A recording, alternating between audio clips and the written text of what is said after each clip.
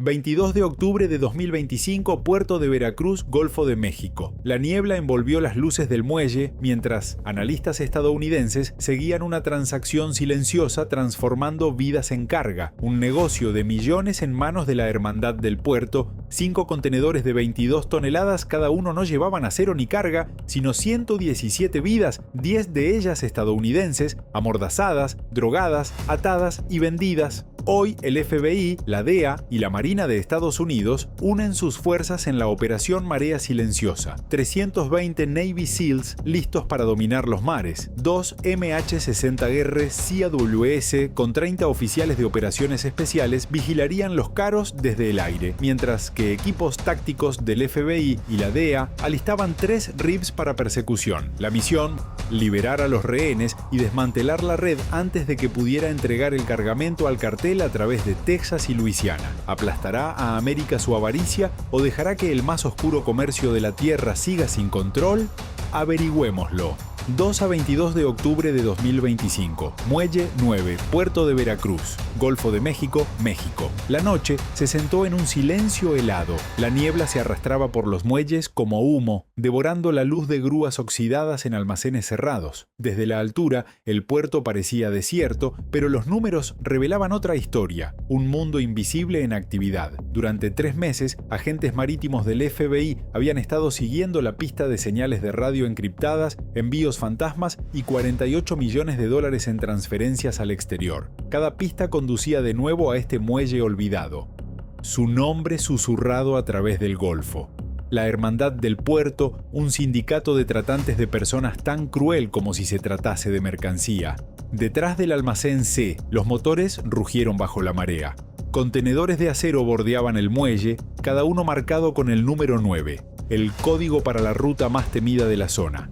En el interior, sensores térmicos captaron movimiento tenue, docenas de firmas de calor apiñadas hombro con hombro. Los agentes confirmaron lo inimaginable: 117 hombres, mujeres y niños hacinados en 4 contenedores con menos de 40 pies cúbicos de aire por persona. Muchos no habían comido en 2 días. Algunos habían sido drogados para mantenerlos en silencio. Las ganancias eran increíbles. Un solo viaje de Veracruz por el corredor del Golfo, más allá de Bahía de Campeche, hasta Brownsville y Houston, podía producir casi $1.2 millones en 4 viajes semanales. Cada individuo se vendía por menos de $10.000 y luego se revendía a través de intermediarios mexicanos a pandillas fronterizas estadounidenses que operaban en Texas y Luisiana. Esto no era contrabando, era una cinta transportadora industrial de almas. A las 3:10 am llegó un ping cifrado a la sede de Miami. Un buque de carga, el Santa Lucía, acababa de zarpar del muelle rumbo norte por el Golfo.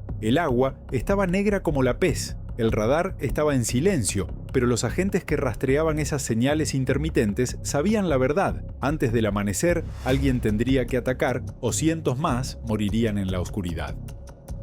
3:30 am, Centro de Comando Conjunto, Miami. En la sala de operaciones a oscuras, decenas de pantallas apiladas mostraban mapas. Rastros de dinero, llamadas telefónicas interceptadas, cada píxel era una pista, una de ellas parpadeando cerca de la costa del Golfo, Santa Lucía. Para el FBI, la DEA y la Marina de Estados Unidos, esto ya no era vigilancia, era preparación para la guerra. Tras más de 3 meses de investigación encubierta, los analistas habían destapado una economía criminal, 34 barcos fantasma, 112 empresas pantalla y 482 millones movidos a través de Panamá, Curazao y Belice. Más que números, era toda una industria hecha de personas. Sobre el papel, los números eran aterradores. Una estimación conservadora arrojó 400 víctimas traficadas por este corredor anualmente, casi 400 al mes. Un libro de contabilidad interceptado mostraba 9.600 espacios reservados para el próximo trimestre. En los manifiestos de pasaje de la Hermandad, los niños suponían el 18% de las reservas. Los informes médicos mostraron que 1 de cada 6 había sido golpeado o magullado. los analistas seguían sus números en silencio. Se calculaba que un barco de carga llevaba 130 pasajeros y ganaba casi 14 millones de dólares por viaje. En toda la red generaba 19 millones de dólares al mes, todo dinero que ganaba explotando. Pero las cifras solo contaban la mitad del horror. Las comunicaciones interceptadas revelaron planes de expansión a lo largo del corredor Veracruz-Golfo. Una operación típica de Brownsfield o Houston podía generar 1,2 millones de dólares y se producía varias veces a la semana. La hermandad ya no era local, se había vuelto continental. Para el mediodía la misión estaba en marcha. 320 Navy SEALs asegurarían dominio marítimo.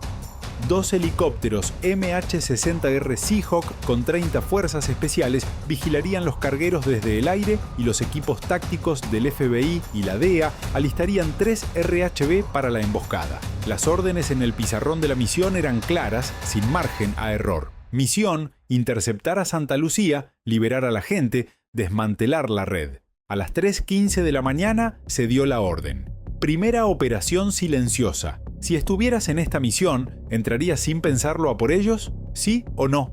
4:12 AM, los muelles se estremecían bajo la niebla, el aire traía el olor a diésel y sal, ahogando el olor del miedo. Entonces, un murmullo llegó a través de las comunicaciones. Ejecutar. En 5 segundos el silencio se rompió. 3 equipos de fuerzas combinadas, 30 agentes de alto nivel del FBI, DEA y del Comando Especial de Guerra Naval de Estados Unidos, irrumpieron en el puerto. 2 cargas de ruptura rasgaron el perímetro de acero, lanzando una onda de choque que destrozó ventanas a media milla de distancia. Se desató un tiroteo a través del muelle. 417 disparos solo en el primer minuto. En el almacén C, 10 contrabandistas dispararon sus AK-10 a ciegas a través del humo y las luces estroboscópicas. Los agentes se movieron al unísono, escudos en alto, voces tranquilas pero firmes en el caos. Algunos pistoleros trataron de huir. Ninguno lo logró. Cuando la primera puerta del contenedor se abrió, el lugar se congeló. Incluso los más duros, 117 prisioneros, deshidratados, temblando, algunos inconscientes, acurrucados bajo los destellos intermitentes del fuego. Los escáneres térmicos revelaron que sus temperaturas corporales habían descendido por debajo de 32 de Curie, al borde de la hipotermia. Una madre ha abrazado a su hijo. Sus manos están en carne viva por quemaduras en la ropa. En ese momento, el rescate fue instintivo, pero la lucha estaba lejos de terminar. A las 4:38 AM el radar desde el mando ratificó la salida de 2 barcos, Santa Lucía e Isabela Mar, con 358 prisioneros y 32 guardias armados. Un MH-60R Seahawk de la Marina de los Estados Unidos se elevó a 200 pies, su reflector abriéndose paso entre la niebla. Una lancha artillada del cártel abrió fuego con ráfagas calibre 5, las balas rebotando sobre el agua hasta que el GA-21 del Seahawk rugió en respuesta, liberando 8 ráfagas de fuego que destrozaron la noche. 23 agentes en 3 RHB se acercaron, eliminando artilleros en el segundo barco. Ambos barcos explotaron en llamas gemelas que iluminaron el cielo a 12 millas de distancia. La onda de choque se midió en 2.3 en la escala de Richter para las 5:05 AM. Había dejado 23 narcotraficantes muertos, 9 capturados vivos y 358 personas rescatadas, 63 niños, 91 mujeres, 204 hombres. Los agentes se incautaron de 8.66 millones en efectivo, 4 dispositivos encriptados y un cuaderno con 2.000 cautivos más listos para ser transportados en 48 horas, por valor de casi 80 millones de dólares en el mercado negro. El amanecer se abría sobre el Golfo, el mar ardía naranja en diésel y fuego, el muelle 9 volvió a estar en silencio, pero bajo las aguas, los ecos de esa noche susurraban una advertencia: el mar no olvida a nadie. La guerra terminó, pero la verdad, detrás del puerto 9 es más oscura de lo que nadie podría haber imaginado. Quédate. Tienes que ver lo que los agentes encontraron después. 7-22 de octubre del 2025, base de inteligencia conjunta de Miami. La lucha en el muelle 9 había terminado, pero la guerra real acababa de comenzar en una habitación fría y sin ventanas. Filas de laptops confiscadas, teléfonos y unidades encriptadas apiladas en mesas de metal, cada una codificada con una etiqueta de evidencia. Cuando la unidad cibernética del FBI abrió la primera unidad, los números se dispararon como fuegos artificiales. Detrás del tiroteo y el humo se encontraba una máquina de dinero de 40 47.000 millones de dólares, un imperio de beneficios global edificado sobre la explotación humana. Los investigadores forenses identificaron 73 cuentas offshore, 28 empresas fantasma y 9 empresas marítimas sospechosas que abarcaban Panamá, Curazao, Belice y Hong Kong. Los registros de transacciones mostraron 126 millones de dólares blanqueados en exportaciones ficticias de mariscos y otros 54 millones en gastos logísticos canalizados a través de intermediarios del cartel. Una sola cuenta manejaba 8.2 millones de dólares cada 11 días, lo suficiente para vender 2 barcos llenos de vidas al mes. Los satélites espías identificaron 4 puertos fantasma escondidos en todo el Caribe, cada uno con capacidad para 100 prisioneros por trimestre. Esto representaba casi 5.000 personas cada 3 meses desplazadas, vendidas, borradas. La inteligencia conectó todo a una amplia red de corrupción que involucró a 17 agentes de aduanas costeras, 11 en México y al menos 5 infiltrados en unidades regionales de guardacostas. Esto no era simple contrabando, era infiltración estatal. Para las 10 NTOIM, igual la Fuerza de Tarea Conjunta lanzó una segunda ola de redadas, 27 arrestos en 4 países, 70 cuentas bancarias congeladas, 9 barcos incautados y 62 millones de dólares en efectivo confiscados. Pero un archivo sobresalió. Una hoja de cálculo llamada Expansión Q1 2026 proyectaba 8.000 nuevas víctimas y casi 1.300 millones de dólares de beneficio en 6 meses. Ahí en la noche los agentes se detuvieron ante el muro de pruebas en silencio. Lo que había comenzado como un tiroteo en el muelle había destapado todo un imperio industrial. Fábricas disfrazadas de tiendas, barcos disfrazados de barcos de pesca, banqueros disfrazados de patriotas. El muelle 9 era apenas una cicatriz en un mar infinito. La verdad es mucho más aterradora. Las bandas de tráfico no perdieron el mar, lo conquistaron. 8 AM 24 de octubre de 2025, Centro de Rehabilitación de Miami. El sol de la mañana se alzó sobre las mismas aguas que hace días ardían en diésel y fuego. Ahora brillaban con una serenidad engañosa. En un refugio improvisado en las afueras de Goldhaven, filas de catres llenaban el antiguo hangar de carga. Ahora, un albergue para 358 sobrevivientes. Equipos médicos se desplazaban entre ellos con una eficiencia silenciosa. En los exámenes de sangre se encontraron 73 casos de deshidratación, 51 infecciones y 11 sobrevivientes con daño pulmonar permanente por exposición química. Algunos tenían solo 5 años. En una esquina, una enfermera se arrodilló junto a un adolescente que no había dicho una palabra desde su rescate. Había estado atrapada en un contenedor durante 41 horas en la oscuridad con solo 9 sin metro por encima de su cabeza. Cerca, un niño de 6 años dibujó en una servilleta el boceto tosco de un barco, el Santa Lucía, antes de romper a llorar. Cada relato en esa habitación era una cicatriz de la misma herida. En el exterior, la Marina de Estados Unidos y el FBI dieron una rueda de prensa conjunta a bordo del USS Mobile. La operación, ahora llamada Marea Silenciosa, fue uno de los mayores rescates de tráfico humano en la historia de Estados Unidos. En total, 358 vidas salvadas, 23 traficantes neutralizados, 9 capturados, 8.6 millones de dólares en efectivo incautados y más de 5.000 millones de dólares en activos globales rastreados para decomiso. Detrás de esos números se escondía la colaboración de 6 países, 400 efectivos desplegados